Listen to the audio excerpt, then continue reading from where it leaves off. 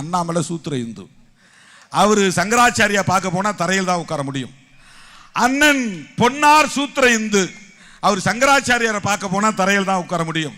சுப்பிரமணிய சாமி சங்கரமடத்துக்கு போனா நாற்காலி போட்டு உட்காருவார். ஜெயலலிதா அம்மா சங்கரமடத்துக்கு போனா நாற்காலி போட்டு உட்கார முடியும். சசிகலா அம்மாவுக்கு கூட நாற்காலி போட்டு உட்கார முடியுமா? சசிகலா சூத்திர இந்து, ஜெயலலிதா பார்ப்பன இந்து. சங்கரமடத்திலே ஜெயலலிதா அம்மையாருக்கு நாற்காலி போட்டார்கள்.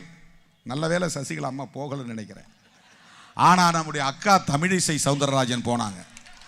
ஆந்திராவில் ஒரு சங்கரமடம் இருக்கிறது. ஆந்திராவில் ஒரு சங்கரமடம் இருக்கிறது. பிராமணர்கள் போறாரு, கையை தொட்டு துணியை கொடுக்கிறார். அக்கா கவர்னர், அரசியலமைப்பு சட்ட பதவி, அவன் போய் கையை தூக்கி போடுறாரு.